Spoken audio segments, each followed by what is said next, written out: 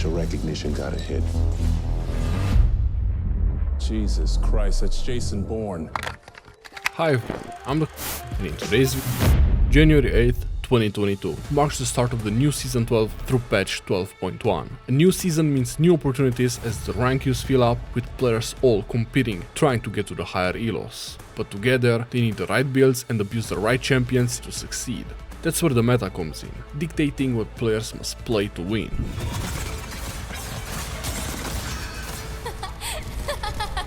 And that's why the new season start is so important.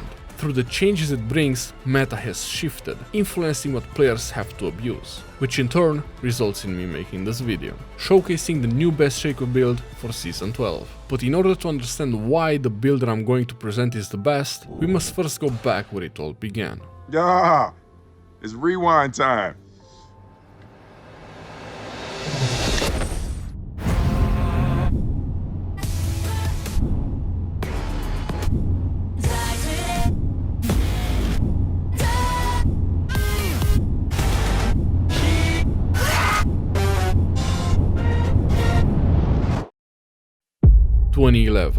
When League first became a thing, Riot had two systems in place that would buff a player regardless of the champion they were playing. The first one, called Runes, consisted of simple stats like plus 12 AD, 5 armor and magic resist with just a pinch of critical strike. And the other system called Masteries, which gave the player passive effects like bonus attack speed or regenerating HP depending on their actions. But Riot wanted to make these systems a lot more interesting.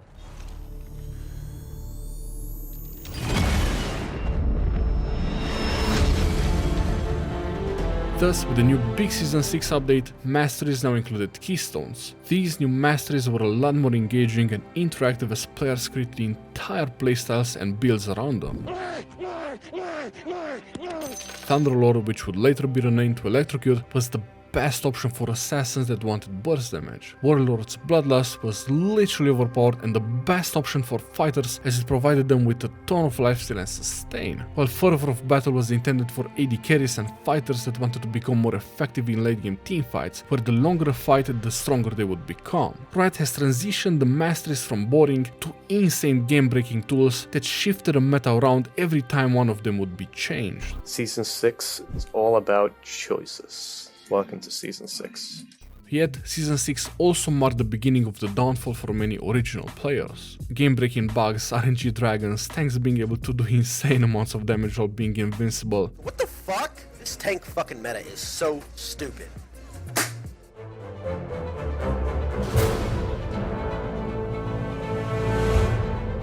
Thus, in 2018, Riot became desperate to start fixing some of these issues, while for the most part they wanted to get players used to the idea of constant change, and that most things introduced in the game, whether they liked it or not, are there to stay. Because for a game like League, constant change is what keeps it popular. Nonetheless, all of this history brings us to November 17th, 2021. Boom, baby! Pre-season 2022 is here and it's big. Huge item changes together with completely new ones, objective bounties, reward keystones with a new one that's fundamentally different. On top of it, two new dragons where both changed terrain drastically, resulting in completely different gameplay opportunities. And lastly, the most important addition, Cafe Cute is gone. All these new changes have shifted a meta where Shaco can take advantage of most of them, albeit through the buffed assassin items, new keystones, new items, and new skins. What the fuck, man? Or, in classic Shaco fashion, through bugs. Look at this shit. Fuck this shit! Came in this fucking room and everything went fucking bad. Fuck this shit. Fix the motherfucking video game now.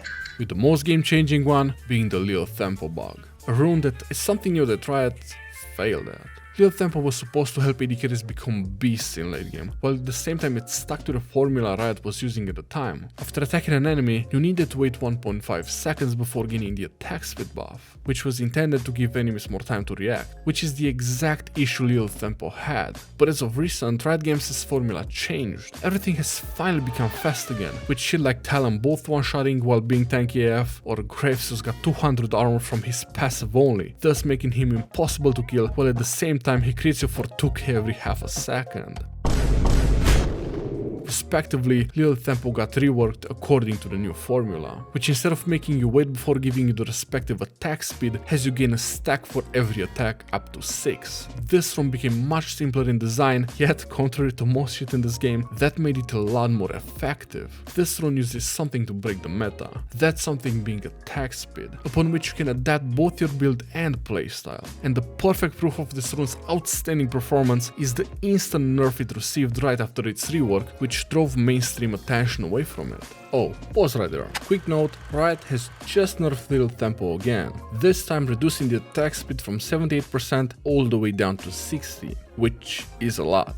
Except they also made the attack speed scale with level, plus the 60% bonus attack speed at level 1 is still insanely strong.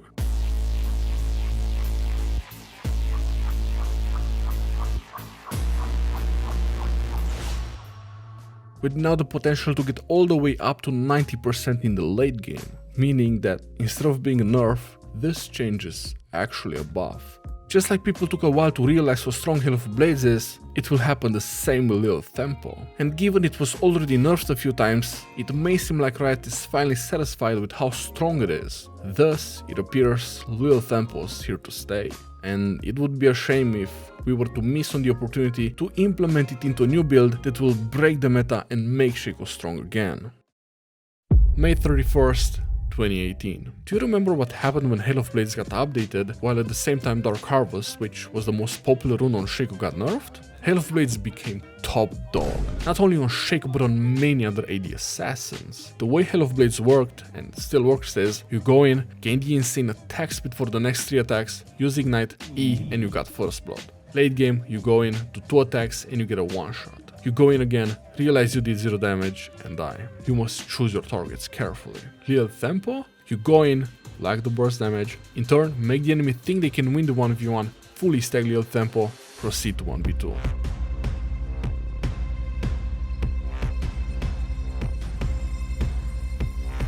That is the playstyle of this rune. You bait, then you turn the fight around.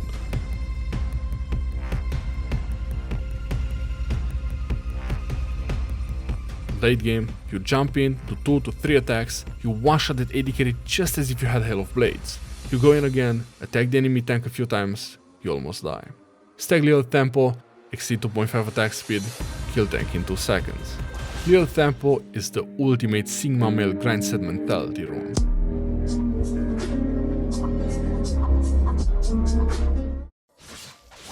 Crown, Zonias, Immortal Shieldbow, Strux Gauge, Divine Thunder, Hail of Blades fails against all these damaging items because they make whoever builds them extremely tanky. This is the meta, and that's where Little Tempo comes in, because unlike Hail of Blades, it counters the current meta, which is what makes it overpowered.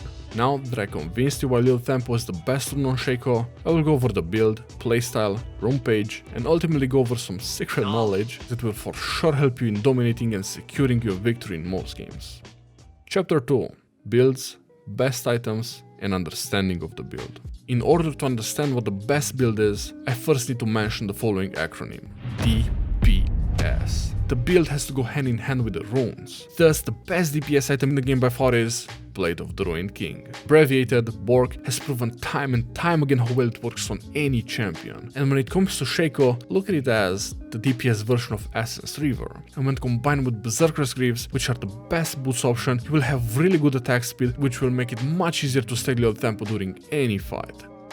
And the best strategy here is to constantly harass the enemy jungler by going into their jungle and always being able to win against them.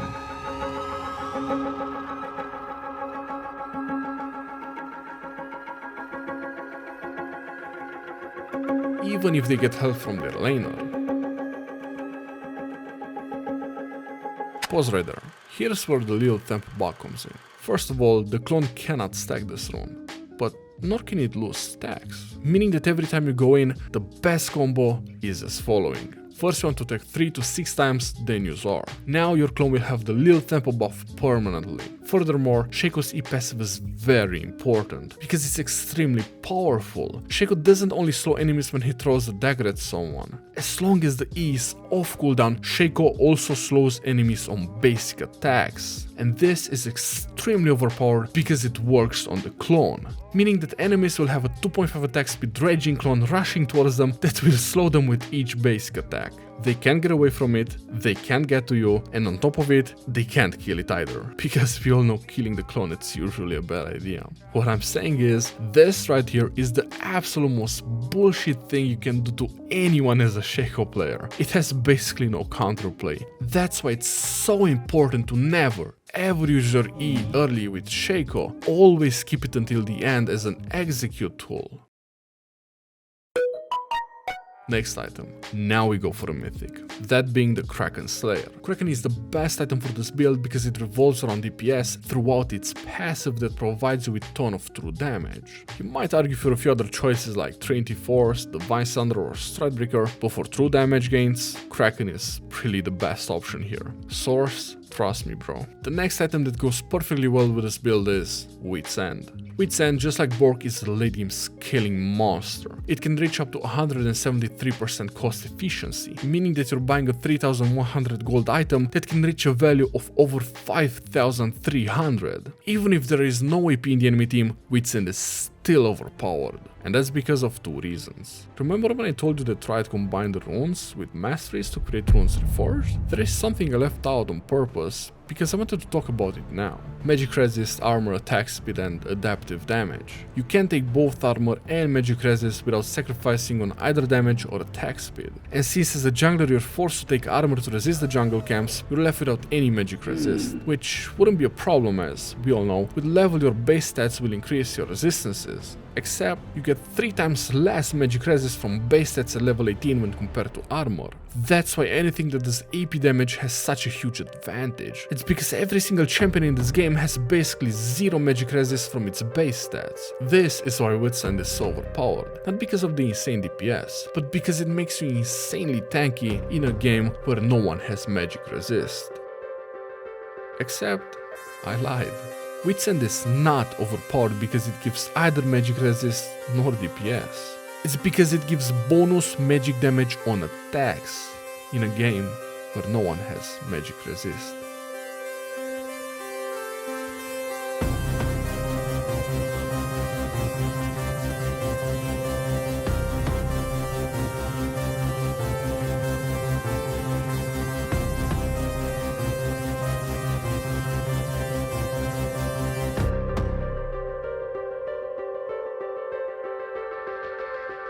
Moving on, we've already established that you have insane DPS, thus more is needed.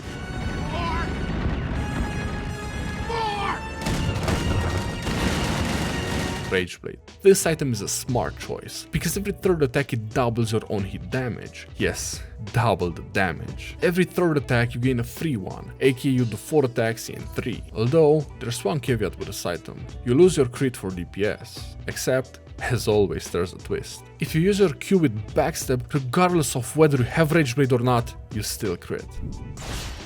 Psych! Is it a bug or not?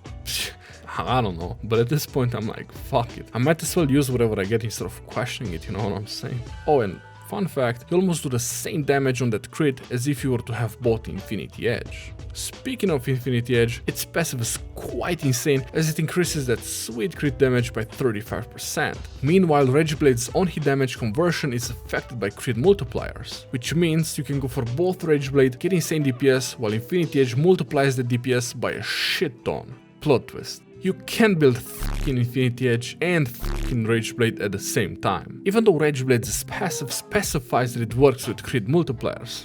You see, that's what I was trying to get to last video. Everything in this game has to be special, every interaction has to be unique, because otherwise the whole game would just go to shit. Anyways, given that you cannot go IE last, really the best option that would work with the idea of the build would be Lord Dominic's. With its crit it increases your own hit damage, while its percentage armor penetration helps further shred through tanks. Optional items include, if you want something tanky, Bloodthirster is the way, as its shield will make you become unkillable. Death Dance against tons of AD, it also gives health after every takedown, similar to coup de grace, which is the only reason why I survived here. Good stuff. Arcane Blink for extra comments, and lastly Spear of Sojin for sustain. But wait, there's also a second build here. Essence Reaver with Berserkers into Kraken and then Borg into Lord Dominic's with either Infinity or Bloodthirster. The idea of this build is, you have similar DPS to the Rageblade build, but where you have better burst to delete squishies, you lack DPS against tanks. Chapter 3. It snows. It's 2018, the first day of winter vacation. All you want is play some League of Legends. Log into this dog client that takes 5 minutes to barely open. Yet? Yeah! It's the most wonderful time of the year. You get into a draft game and fool around with AP Shaco. Then get into ranked, and what are your first items? Berserkers, Dustblade, Trinity Force, Yomus, Z-Rot and Deadman's Blade. Mobility. The strongest stat in the entire game, Lilia. Pfft, I spit on this champion, but it proves my point. If you can't reach an enemy, you cannot damage them. If an enemy can't reach you, they cannot damage you. Why did Shaco need all these items starting with Season 6 all the way until the items rework? Simple. It enabled him to be fast, slippery, able to stick onto any target while being able to run away from anything. That is exactly Shaco's problem right now. You cannot reach anyone anymore. Everyone has 1 billion dashes, blinks, invulnerability, CC, visibility, execute damage dev. And if they don't have that in their kit, no problem. They can just buy items to dash, more invulnerability, revive, infinite healing, thousands of shields, barrier, heal, exhaust, flashing. Unlike back then, now you have to choose. Do you want some movement speed, but do 0 damage? Or actually do some damage, but since you're so slow, you'll never get to do any anyways? Shaco's like the only assassin that got left behind, while everything else only got faster and faster around him. I mean, just look at Talon. Oh, actually, fuck it. Let me just nerf Shaco's movement speed real quick, since it's the only thing that he lacks the most, and is the only reason he sucks as a late game assassin. Inspiration. Approach velocity. Also known as, if you CC an enemy you gain a 15% bonus total movement speed. Also, remember Shaco's E passive? Yup, this is the way. Approach velocity with Wit's End's replace all Trinity, enabling you to stick onto any target while dodging any CC thrown towards you.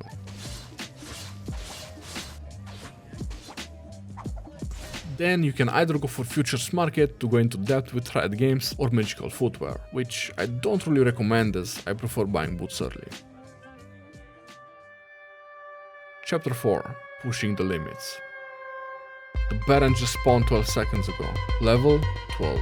Items in inventory: Kraken Slayer, Borg, and Berserker's Greaves. Jump in mid Q, attack 3 times, make clone tank.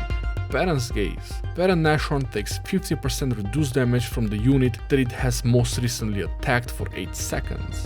By making the clone tank, this effect will reset and will instead be applied on the clone. Clone has 1 HP. Start tanking yourself while maximizing DPS with clone. Clone's box is reset Baron's Gaze damage reduction. Smite. Get solo Baron without being fed, being under leveled compared to mid and top, while only having 2 items. Burst damage on one end, DPS on the other. Perfectly balanced, as all things should be. You go in 1, 2, 3, 4. 30 seconds later, 1 shot, DPS.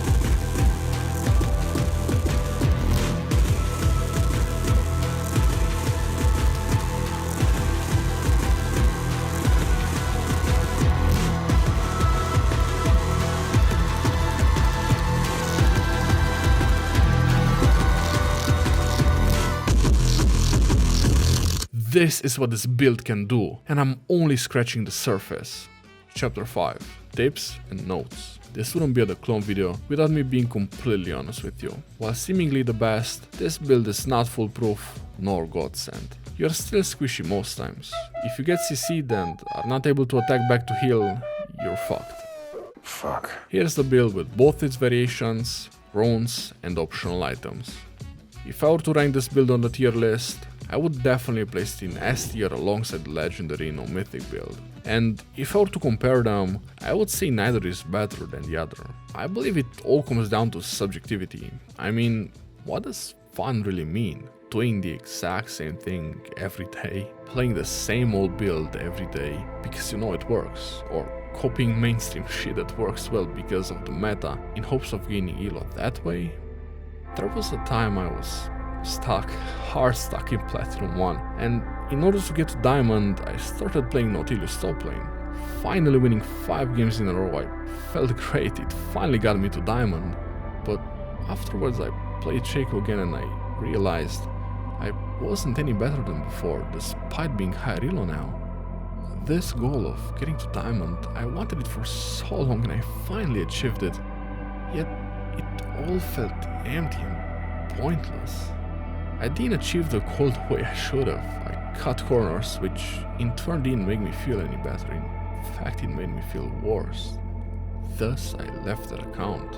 The following season I made a new one and didn't play with that one goal in mind, of getting to a certain elo.